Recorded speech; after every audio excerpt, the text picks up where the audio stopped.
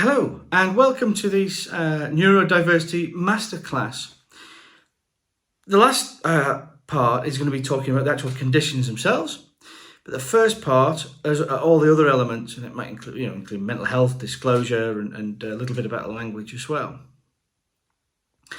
Now, I have ADHD, I have autism spectrum disorder, I have epilepsy, and also PTSD. So I collect these things like panini stickers.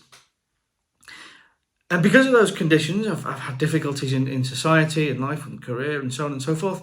So I've moved into helping educate organisations and individuals and help with coaching, training and so on. So I've got a bit of an understanding.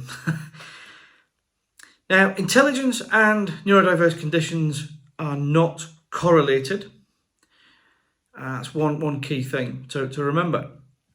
Also, broadly speaking, the conditions affect males and female brains in roughly the same way, exactly the same way for some conditions, very similar for others. Also, the percentage, again, it varies from condition to condition, but sometimes it's the same, sometimes it's more males, sometimes it's found more in females. Now, we all have a neurotype, and you may have had a personality test or not, but this isn't the purpose of the conversation today. Now, neurodiversity is an umbrella term, and it relates specifically to conditions. Now, these conditions affect how we think, process, recall, learn, and retain information, all differently because of those specific neurodevelopmental conditions. Now, those conditions may be ADHD, autism spectrum disorder, dyslexia, dyscalculia. It could also be dyspraxia or dysgraphia. Now, specifically with autism spectrum disorder and some of the others too, it also affects how we socially interact. We interact in many different ways, and the executive functions of the brain are quite specific, and they affect memory, organisation, planning, and so on. But again, particularly with autism spectrum disorder, there are social interaction difficulties too, or differences. Sometimes they're difficult because of the way society is constructed, but we'll get onto that. Now, the term neurodiversity was initially coined to refer to those on the autism spectrum, and has now extended to include those conditions that I've just mentioned. Now, all of these conditions are neurodevelopmental, and what that means is when the nervous system, which is the brain, the spinal cord, and the nerves, grows and develops, and that's prenatal up to about the age of 25. But not all neurodevelopmental conditions are neurodiverse. Now, each of the conditions are multi-layered, and each layer has its own spectrum, and that spectrum will present difficulties or a strength. And there's a core theme for each condition, but it affects everybody slightly differently. And for example, with my autism, I can go networking and I'm much stronger socially than somebody else on the autistic spectrum. Again, the literal interpretation for some with autism, I don't have that, some do. And because each neuro person is affected differently, there's lots of different reasonable adjustments, and especially when you've got multiple conditions. But all these conditions are lifelong, and there is no cure. You can put coping strategies in place, treatments. But now, some common things to think about with neurodiverse people are sensitive. That can include sensory stimuli, but also being overwhelmed. And also being sensitive to things around us, so like sudden change. Now, autistic people are quite flexible, but it's the sudden stop and the sudden change that's difficult. But we'll get on to that. A lot of people think autistic people can't be empathetic, but we are. Some are not, but they don't have that in them with that autism, but some people do. Many people, or most people, are very honest with a condition. We're very creative. That's a strength of the condition, and that creativeness also helps us innovate and progress ideas and put them into practice. And because we've got to overcome difficulties every day, it's just built within us to solve problems. We're just born problem solvers. So if you need a problem solving, where are your people to talk to? Ask for a neurodiverse person. Associated with, there's a specific section on this, but associated with, it's partly down to difficult early experiences too, that we all seem to have, and difficulty fitting in and so on. We do have a lot of mental health issues. Not all of us do, but like anxiety, stress, depression. We're also, something you need to think about is we're at risk of manipulation. Like, for example, as people pleasers, we might take on too many tasks, and our own workload is forgotten about. We concentrate on helping other people. A lot of us tend to mask these traits in order to fit in, and that as well can cause a lot of anxiety and stress. The one common theme I would think about is differences in processing and understanding information in many different contexts and many different levels. And again, it's not an intelligence thing. Now, the models of disability are something we need to think about.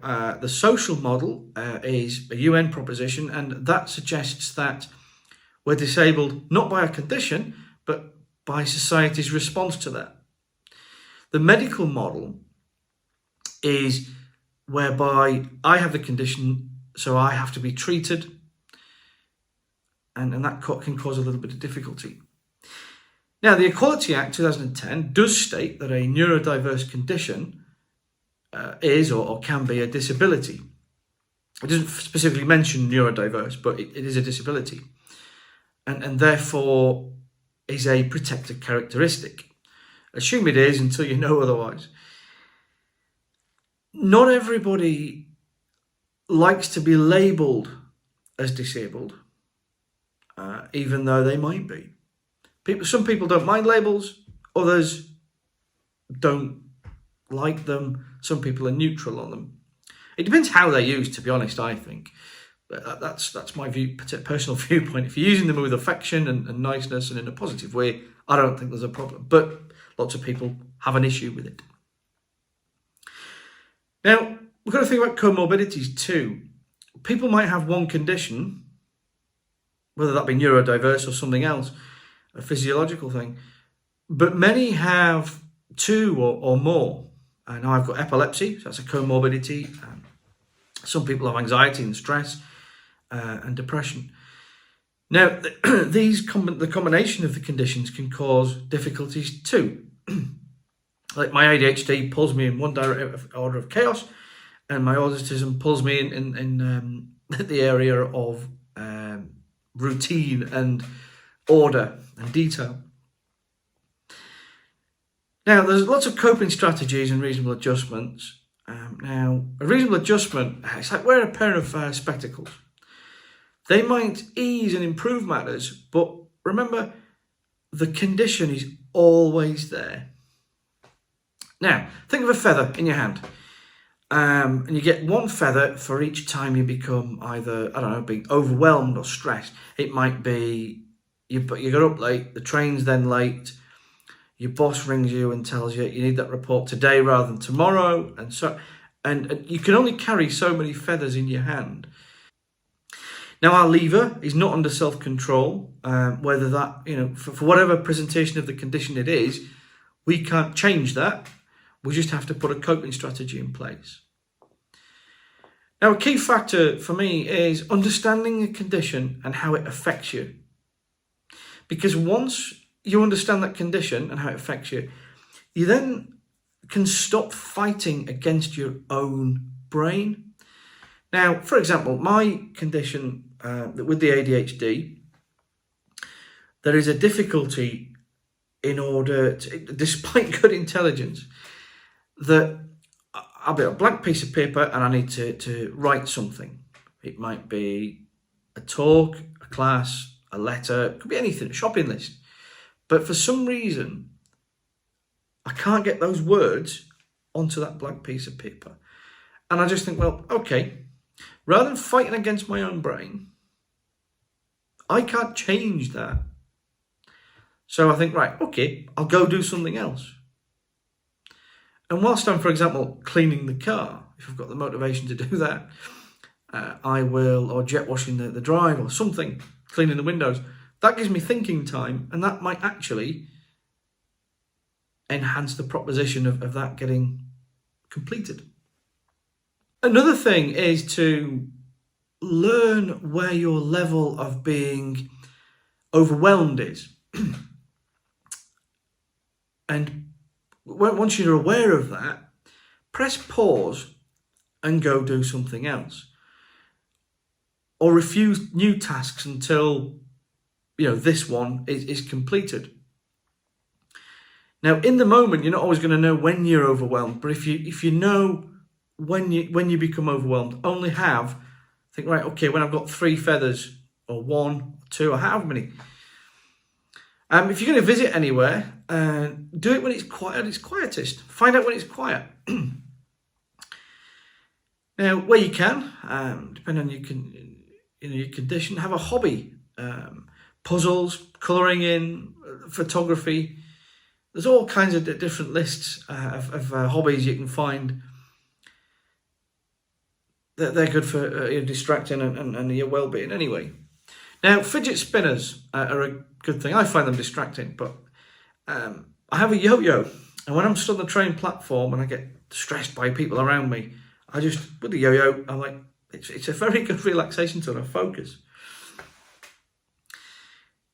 Now, when travelling into, for example, a city, it might be London or Newcastle or wherever, I might land in, say, the north part, but then I'll make sure I get a bus or the underground or a taxi sometimes, just to avoid the stress of the people on there. Because when you're walking, people are coming in 2 directions and there's cars and all the rest of it. On the tube, you're all roughly going in the same direction, so it's not as bad. Find somewhere quiet to relax at your destination too. Find it and know where it is before you need it. That's quite key. Okay, moving on to neurodiversity and mental health. The very common misconception, although getting less so, is that neurodiverse conditions are mental illnesses that can be cured or treated and they'll go away. But they're not. Many people who have a neurodiverse condition may have poor mental health, such as anxiety. And this anxiety is an additional anxiety to the anxiety that we've got a higher level of anxiety anyway as part of some of our conditions. But this is a separate diagnosis of anxiety. But we also have stress and depression, clinically diagnosable depression and stress, not just a bit down and annoyed by things. Now, this can all begin when the neurodivergent person feels embarrassed about their condition, whether they're hiding it or whether they feel, I can't remember that thing, and people are getting at them and keep challenging them about that, the memory and things. Now, also, you have to remember that poor mental health can come from low self-confidence. but it can be boosted by regular rewards, for example. And if you've got low self-confidence, how are you going to go for that job interview? How are you going to start a new hobby? How are you going to engage with that new thing and move yourself forward? Intelligence conflict can cause a lot of frustration too. As I say, a lot of people are what used to be known as high functioning. And it's like knitting fog, having, for example, memory difficulties, despite a good understanding and intelligence. It's like it's pulling you in two directions. It's like in a meeting, somebody says, well, can you tell me about X? And you're like, well, yes, I know it, but I just can't get it. The drawer to the filing cabinet is jammed. I can't open it. Now, those with autism spectrum disorder have a much greater chance of developing a mental illness. But it's not surprising, really, when we have to navigate a neurotypical world. It's built for driving on the left, but we drive on the right, for example, and we're constantly having to move over, or we're left-handed and having to drive right with our right hand. It's difficult. It's difficult. It's a cliche, but square peg round hole, isn't it? In 2018, a WEIS, W-E-I-S-S study found that mental illnesses, stress, anxiety, depression, and so on, they're a lot more common in those with autism spectrum disorder in comparison with the general population, including with those other conditions I mentioned there. Okay, moving on to neurodiversity and mental health. There's a common misconception that neurodiverse conditions are in fact mental health illnesses that can be treated or cured and you recover from. Yes, there are treatments available for them, and they kind of ease the symptoms, similar to wearing a pair of comfy shoes. You still have bad feet. You might put a hearing aid on. You've still got impaired hearing, but the hearing aid may help a little bit. Many neurodiverse people have mental health difficulties, such as anxiety, in addition to the anxiety that's already within their condition.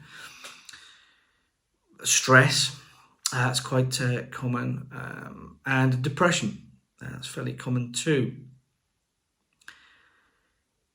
Now, there's many reasons why these conditions would begin, but a lot of the time it's when the neurodivergent person feels embarrassed about their condition, and especially when they have to hide it. But also when society isn't helping and hindering, and when there's discrimination, whether it be direct, indirect. If we're constantly at the bottom of the pile, when you look at the employment rate disparity, it's no wonder we're not very happy. Poor mental health can also come from low self-confidence. You can boost low self-confidence with lots of little rewards, for example. Intelligence conflict can cause frustration too. It is genuinely like knitting fog, or I had somebody else say it's like herding cats. That's another one. You've got memory difficulties, but with working memory, but it's all about even with a good intelligence and an understanding of the task in hand, it's very difficult. Now, it was found in a WEIS study that those with a neurodivergent condition, particularly autism spectrum disorder, are more prone to developing such conditions. And it's not surprising when you've got to navigate a neurotypical world. And that study did find that they were far more common in those with autism spectrum disorder than in comparison with the general population. We're going to move on to neurodiversity and disclosure. Now, the language of disclosure is really, really important. Just as important as a warm and welcoming atmosphere. And that atmosphere might be the other language around the organisation. It might be the language within the process. For example, if it's recruitment, yes, you've got a really warm, welcoming letter about reasonable adjustments and how can we help. But if everything else is very, legally department-led, it's not always, and I'm a law student, so bear with me. I mean no harm. But you've got to write it in such a very warm, welcoming atmosphere. Because if we don't read into that, then you think, well, I'm not going to be warm and comfortable there, so I'm not going to apply. And based on all our strengths, you're going to, especially if we're in a recruitment environment, you're going to miss out. So yeah, not just the word disclosure, but disclosure is a very formal word.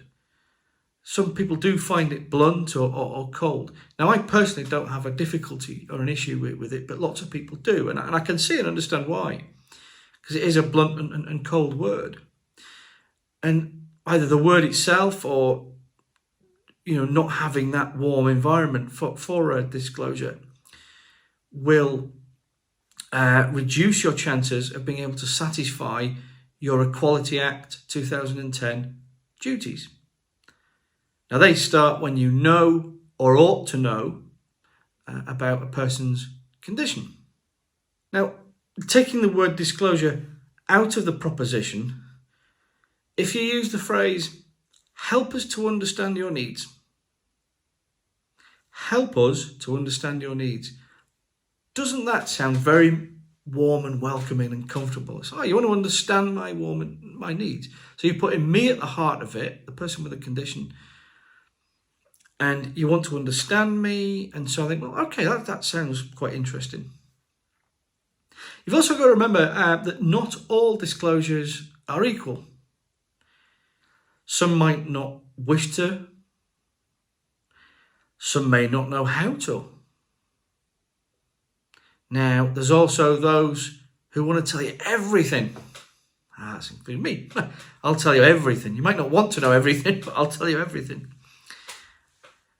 And some will only want to tell you selected information.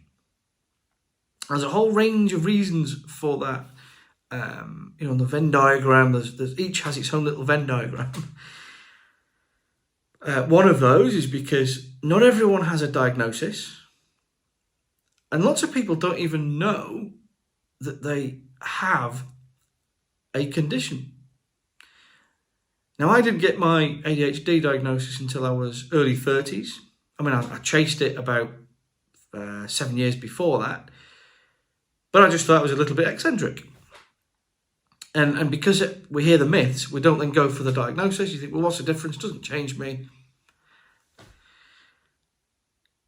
Now, not having a diagnosis does make it difficult to explore a person's condition, but it's not impossible. Because when you've got a medical report in front of you, you can use that terminology to then mould adjustments and support. Now, I did try and help, help everybody, but there was somebody I was helping, I was coaching. They found it very difficult to disclose. It was a very difficult step for them. They're very private. They didn't want to say anything. Now, people with conditions always seem to underplay them anyway. And they were worried about the information once it was served. Are they still going to have a job? Are they still going to be considered for promotion if they've still got that job? And how are colleagues generally going to interpret that condition? That person wanted to do really well and be successful and didn't want to be seen as a burden or use it as an excuse. Are other people going to think that? But we made sure we went at the colleague's pace for a planned disclosure, and that enhanced trust between myself, their colleague that I was coaching, and also the organisation. And actually, once this person had disclosed, all their colleagues, any friction that was there actually dissipated. There was no longer any friction. because they think, right, that's why that happens. We'll give you lots of understanding and time. So we need to ensure that a planned disclosure is much better, because where reactive, it does put the colleague in a position of stress and anxiety. And like this particular person thought that the disclosure was going to be interpreted by their colleagues as an excuse. But in this case, it wasn't, but they were worried about that. And particularly, it was ADHD, the condition, and particularly with ADHD, there's a rejection-sensitive dysphoria, which I'll get into, element about this, where they worry, and it takes over our mind, and we can't think on anything else. But now, it's really important to make sure that that person with a neurodivergent condition does not feel like a burden. It's really important to talk to them and go at the colleague's pace. Go down to the canteen, take them out for a coffee, have a cup of tea. It's just relax and go at their pace. Build up trust. You can't just suddenly do something, you have to build up trust. And especially with autism spectrum disorder, you can't just suddenly do something, you have to gradually, there's a transition. I'm now going to move on to neurodiverse conditions. The six of them I'm going to talk about. ADHD, autism spectrum disorder, dyslexia, dyscalculia, dysgraphia and dyspraxia. Now, ADHD or ADD is attention deficit hyperactivity disorder. That's the umbrella term now. You won't get an ADD diagnosis, but some people do like that. It's defined by differing levels of inattention, disorganization, and or hyperactivity impulsivity. So it will be ADHD without the hyperactivity or ADHD with hyperactivity. It's about 3%, which is about 2 million of the UK population have it, all ages, diagnosed and undiagnosed. There are 3 types of ADHD. One is the predominantly inattentive type. The other is predominantly impulsive or hyperactive type, or a combination. Now in children, you're more likely to be hyperactive, and it moves, if it's that type, hyperactive, and the hyperactivity dissipates into impulsivity. Now there's many difficulties, but there's also many strengths. One of the areas is relating to working memory. Now working memory is holding something in mind. So, if somebody asks you a question, or you've just read an email, you go into a meeting, you can't remember what's there, it's very embarrassing, and you've got to bear that in mind. Accessing stored information too, that's quite difficult. You know the information, but it's accessing it. Now the other area is activation or arousal, and that involves getting started on something. Now, we'll struggle to get started because we're under-aroused, but some people on some occasions are over-aroused, and we'll just say blitz the house.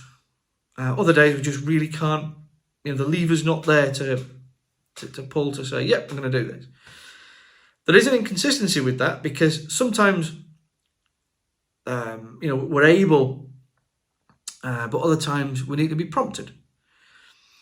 And sometimes when we start a project, sustained effort is very difficult. It might be reading, writing, cleaning the car, cutting the grass, writing a project. It could be anything. So when you complete homework or a task at work, just be aware of that and break it down into mini projects. When we complete tasks as ADHDers, it's very different to others. It may be that instructions aren't followed.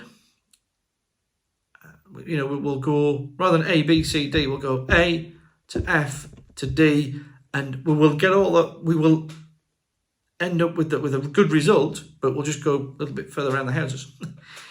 Listening, we might drift off and actually or miss something. It might be a word or a sentence. Now, another area is emotional control. we do have a low frustration tolerance. We can't wait. We need to share. That might be queuing. That might be you're asking a question and we need to tell you right now. And that's partly because of the memory difficulties too. We do have a difficulty reading because of that as well. Sort of the memory. Mood swings, we're not having a tantrum, it's just that's just the way it is, it's that frustration tolerance. And again, problem taking turns. We find that queuing extremely difficult because of psychological distress. Another area is problem solving. Despite being best in a crisis and intuitive, we do have difficulty for planned problems, organising ourselves to solve these problems. We might be often overwhelmed by lots of the different things involved, or we pick the wrong detail to focus on and we end up on a different tangent. And we don't always self-check to clarify and double-check where we are. We're just intuitive, we go off on and do that. Now, with time management, that's the fourth area too. So in addition to the self-checking and picking on detail, time management is quite an issue for us. We can read the time, we know what time it is, and we know 2.5 hours or 2.5 hours is 5 hours, and we can tell you. But we lose track of time. We get so focused in solving the task, or we mismanage deadlines, for example. Now, of course, there's many strengths of ADHD. I briefly touched on it. We're best in a crisis. If there isn't one, we'll create one. Our brain is best built in a crisis. We like to do things at the last minute. So planning something way in advance, the first few weeks or months, not interested, won't get it done. It's right on the nose. That's when we'll get it done. And we'll do our best job. We're very good at taking calculated risks. And that's good because it pushes society forward through innovation. You'll find that people with ADHD are very honest. We very rarely lie. Now, because of our problem-solving skills and being intuitive, we make very good entrepreneurs. Now, moving on to ADHD and reasonable adjustments. There's hundreds out there, and they all need to be tailored. You can't just pull one off the shelf and you can try it. Always try something. But for the memory, I always recommend, say, a larger computer screen, because you can have multiple things open and you're not relying on your memory. Have visual prompts out there. But it'd be a post-it note or a whiteboard. Have a display, the display books for each project, and constantly update them, and make yourself a project too. So you keep referring to it. So training opportunities and things. Now for distractions, have noise-cancelling headphones. I always recommend the over-ear ones. Find a quiet area to work. Just go to a conference room or wherever. Try one task at a time, and make sure that is completed before the next one is commenced. Now, the location of your desk is really, really important too. If it's near noise or a lot of high traffic area, if you're by the lift, you're not going to get anything done that day. But if you're over in a quiet corner, that's fine. Now for the activation thing, boredom blackouts as they were key. And we're much better at sprints rather than marathons. So break things down into smaller chunks, a bigger project into much smaller chunks. Make sure that your team leaders, your managers and so on, check in with you on a regular basis, and take regular breaks too. The ADHD brain switches off after 20 minutes. Another key factor is use timers to stay on track, to manage time management. Avoid overscheduling, and linked to this very really is set realistic deadlines.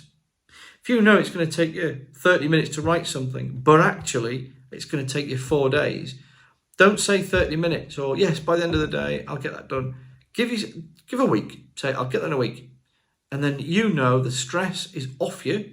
Yes, you need a crisis, but there's the other factors in there about, getting a blank piece of paper and writing. So give yourself a realistic deadline. Now, when you're communicating with somebody with ADHD, things to bear in mind, we have a difficulty reading long pieces and short pieces of text too. And that's because of the activation difficulty and the working memory. So we have to make notes and keep going back over things. Now, make sure too that you back up any conversations with a quick email. So nothing is forgotten. At least then you know very quickly and you can agree, yes, that was agreed. And any expectations served or received are clarified. Now, it's easier for a person with HD to read a printed document as opposed to a screen. So always offer the opportunity to print something, because if you don't, then it's highly likely that you're going to miss things. Okay, moving on to autism spectrum disorder. Now, itself is an umbrella term since 2012 or 13 to include all types of autism, including Asperger's. And it's defined by difficulties in social communication and also interaction. And that's across a multiple context. So it might be texting, it might be face-to-face, it might be at work, in different, team meeting and so on. Approximately 1%, which is about 650,000 people within the UK, have autism spectrum disorder of the various types of autism. The ASD presentation has many difficulties, but again also has strengths. People on the spectrum will have a difficulty with sudden or abrupt changes, so we need a strong routine. We might seem blunt or rude, for example, but not meaning to. I don't know if anybody's seen the comedy drama Doc Martin with Martin Clunes. I've watched it like 3 times in the last 18 months. It doesn't refer to him as, and I don't think the writers refer to him as being having Asperger's, but I think he has. And he's a very good example of the condition for me. People with ASD can be hyper or hyposensitive to stimuli, and that includes being overwhelmed by tasks and workload and things. We have a skills deficit in developing and maintaining relationships and friendships. Not impossible, and again, this is a spectrum. Now, I have a couple of friends that I see I'm still friends with from school. They're very good friends. We live around the country now. We meet up now and again, and it's good fun, but or fun as far as Asperger's is goes. We don't play hidden head games, and we don't have hidden agendas. What you see is what you get.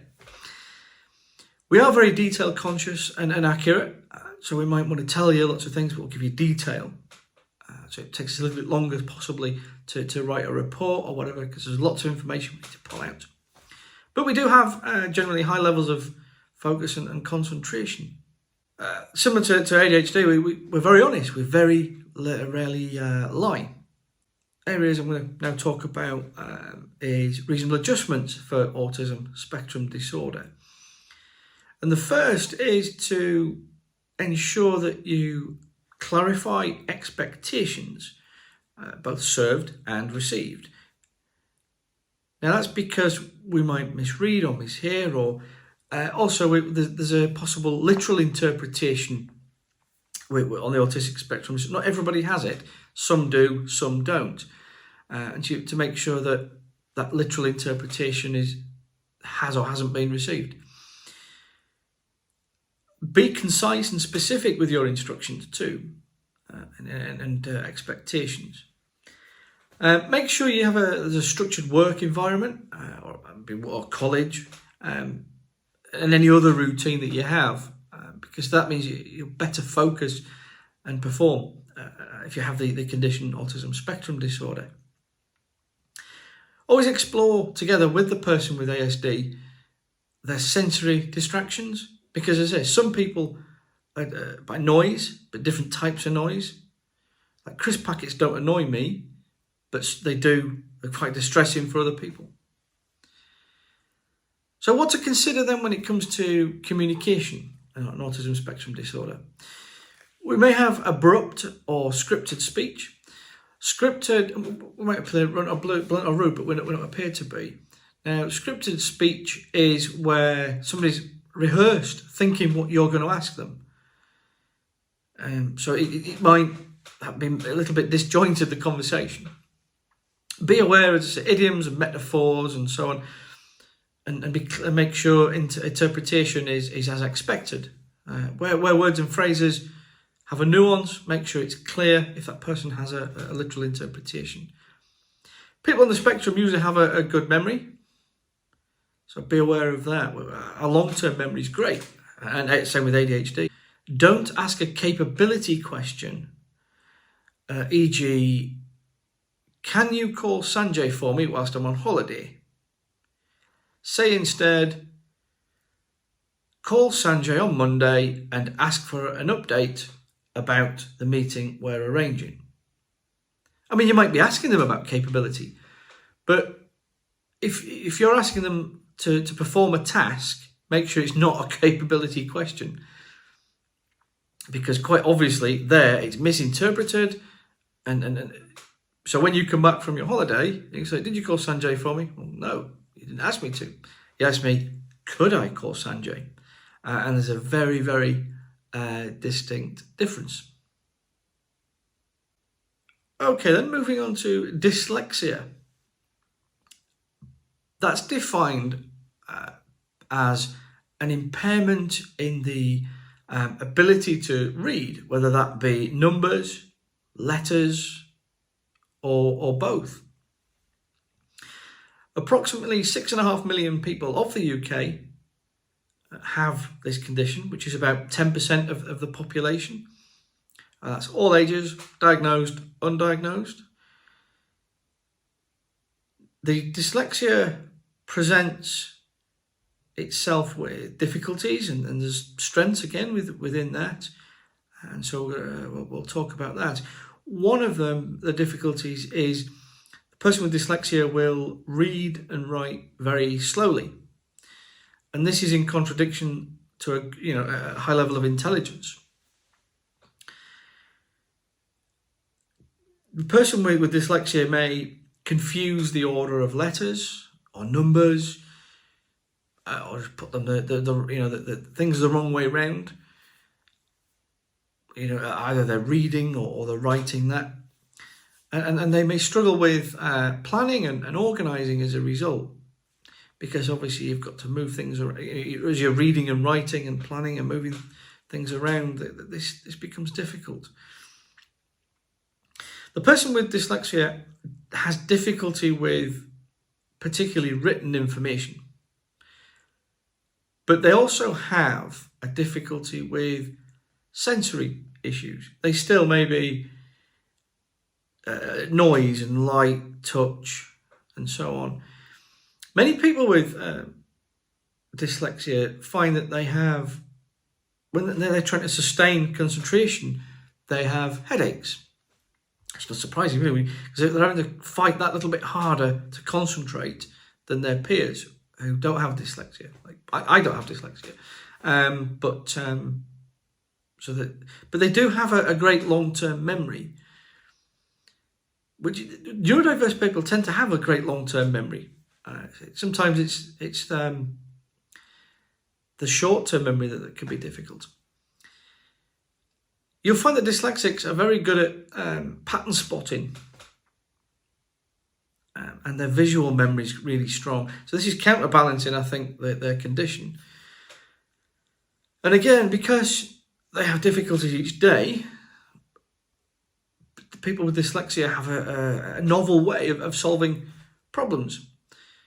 So if you want somebody to solve your problem, again, a neurodiverse person is the best person for you. Now, there's many reasonable adjustments for dyslexia, one of which is to use symbols as opposed to letters and words. Forms, if you have to use a form, ideally not, for somebody with dyslexia, but use a tick box for an answer rather than freeform. But make sure you've got videos. As an alternative, make sure you've got things like a video or an audio, and that includes for reply, should be available and allowed. Again, for any neurodiverse condition, always allow plenty of time for tasks to be completed. Don't overload a person's senses. Allow quiet space and time for a person to focus and concentrate on their task at hand. Now, when communicating with somebody with dyslexia, there are just a couple of things to think about.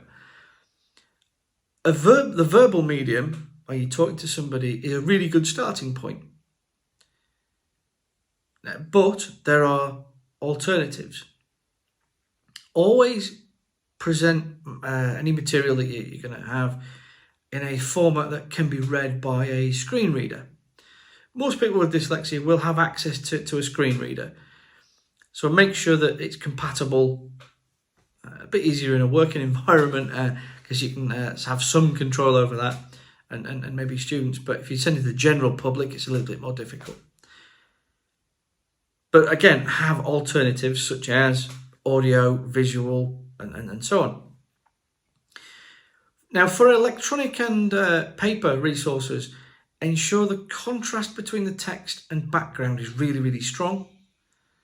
Don't have, for example, wording. If you put wording on a photograph on a flyer, make sure it's really, really strong. Put a grey box underneath the text. It's really simple. Some people find that coloured paper helps, but the colour and its usefulness does vary from person to person, as does there is something about screen readers too. If you have put some colour acrylic of some sort over a screen. Okay, moving on to dysgraphia. Now that's defined very quickly as an inability to write correctly. The person, which is quite key, does actually comprehend what they are going to write though. So it's purely the matter of writing. And this is in contradiction to really good intelligence. I mean, Agatha Christie actually had dysgraphia, but she was a novelist. I mean, how many books did she write? There's very little in the way of studies and research on this. There is some out there, and approximately 5 to 20%, which is about 3.5 to 13 million of the UK population, have dysgraphia. Now, it does have, obviously, it has difficulties and strengths, as all conditions do. One of them is copying or writing slowly. So if you're in a meeting and somebody's giving you an action to perform, or you're making notes in college and you're trying to write something down, it'll take you a while to do so. People with dysgraphia have difficulty spacing things out on paper. There's also an inconsistency in the letter and word spacing. There's also spelling difficulties, including, even though that person knows how to spell something, but as you're writing it, that spelling translates as unfinished words, or it might be missing words within a sentence. There is also a difficulty in being able to visualize words before writing them in many people with dysgraphia. When you view somebody's handwriting who has dysgraphia, it's like if you're left-handed, try writing with your eyes closed using your right hand, or if you're right-handed, try using your right with the left hand. Try write your name with the opposite hand with your eyes closed and see how you get on. The person with dysgraphia does have very good verbal reasoning skills.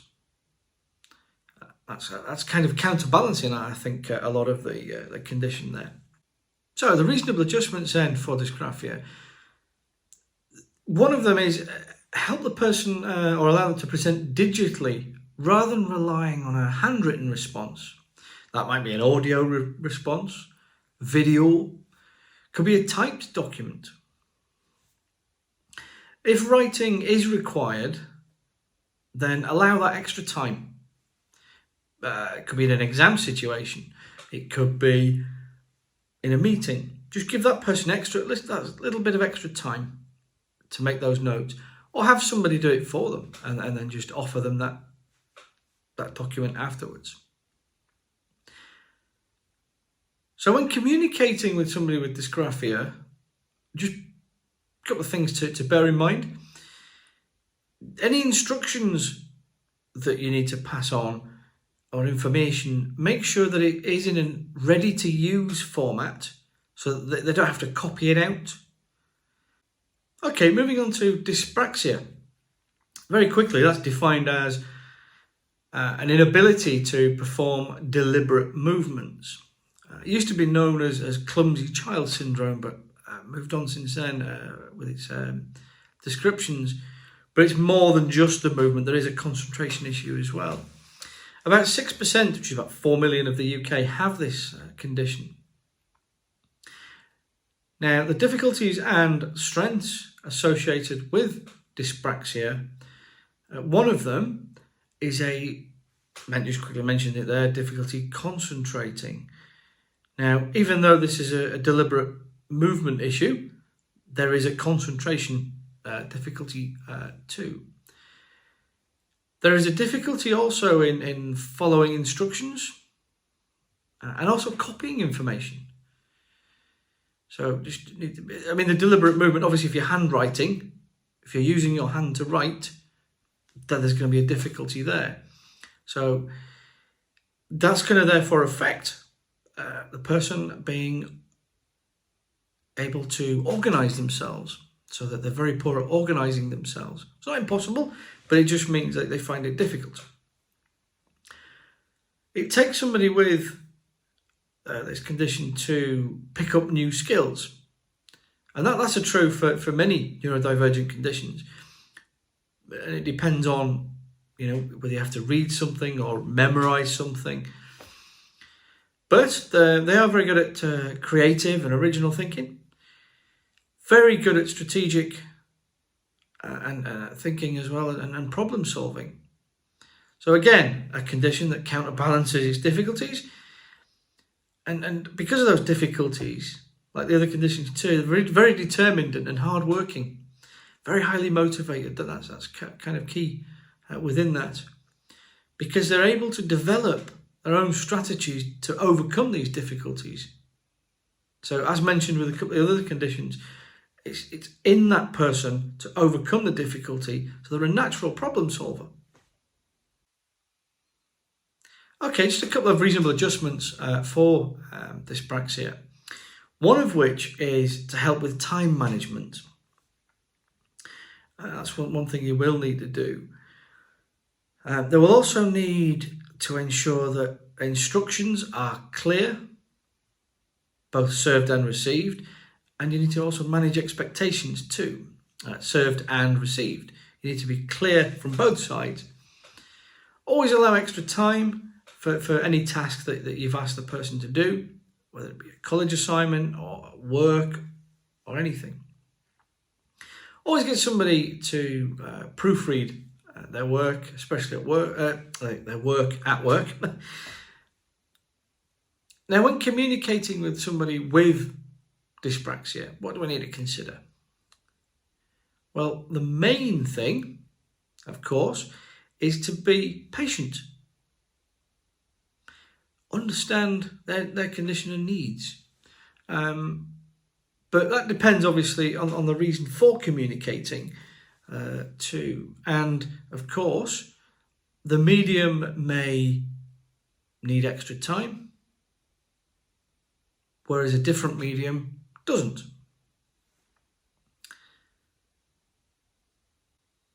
Okay, moving now on to dyscalculia. That's defined by an inability to do arithmetic formula. But people can read and understand numbers in the main. About 5%, which is about 3 million of the UK population, have this presentation. Now, the difficulties and strengths associated with the condition are, one of them is a difficulty with either reading or writing numbers or both. A further difficulty is in understanding numbers, but that person can read the numbers. Difficulty with written numbers, but they can read. Many people have conceptual difficulties. For example, is it 10 or is it 100? And also being able to recognise if a number is correct after a calculation. Reading charts and graphs and bus timetables and things becomes difficult too. There's also a difficulty with spatial impairments, which causes a map reading difficulty. One of the other difficulties is a problem with performing calculations or remembering and, of course, applying the formula. Now, there are a couple of reasonable adjustments that you can put in place. One of them is to have, when you're online ordering, have an online ordering facility, have small, medium and large sizing, as well as the 250ml or whatever it is options, and have size comparisons too. Provide a flow chart or a process map where calculations are needed for those that have a difficulty with that. Have a cuckoo clock to help with time, because obviously reading clocks and things are a little bit difficult too, and you've got to do a calculation.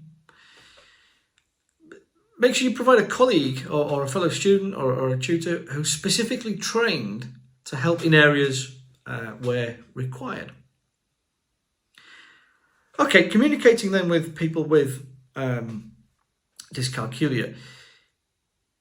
The person may have a difficulty interpreting verbal numbers. They may have interpreting symbols or reading numbers in word format. So be aware of that. Now, the person will be able to follow any instructions otherwise, but they will have a difficulty with left and right directions. For example, go along this street, turn left, turn right, right, left. Hang on, which is left and right? If you've got any questions, by all means get in touch with me. The email's up on the screen in a moment and at the beginning. But it's info@markcharlesworth.org. And my website is markcharlesworth.org if you want to have a look for my other videos in this series. Thank you very much.